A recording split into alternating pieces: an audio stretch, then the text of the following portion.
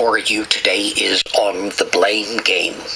In Genesis 3 verse 12, Adam told God, "The woman you put here in this garden gave me some and I ate it." Blaming came naturally to Adam and Eve, the father and mother of the human race.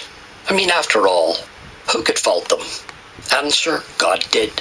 Their blaming was a result of how sin had changed them. That's how sin works.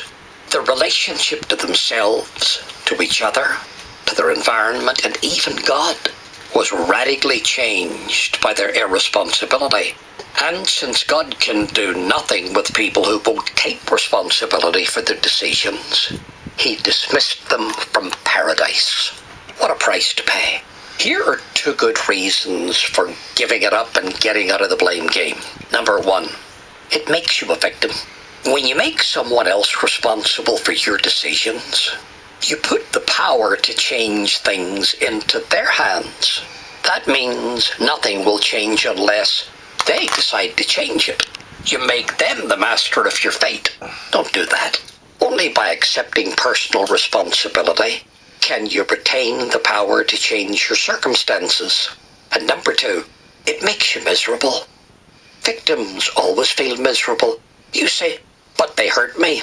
Yes, that may be.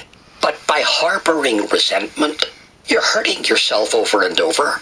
The Bible says, Hebrews 12 verse 14, and I quote, "Keep a sharp eye out for weeds of bitter discontent. A thistle or two gone to seed can ruin the whole garden in no time." That's the Message translation. Before you know it, your entire outlook gets distorted. Listen to these words. Watch out for the Esau syndrome. Trading away God's lifelong gift in order to satisfy a short-term appetite.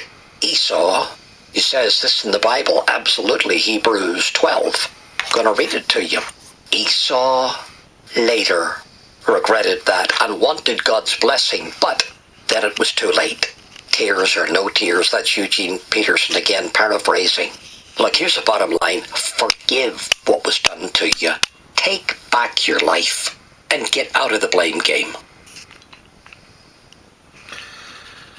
That means we're torturing you until you forgive them. You're tortured to death.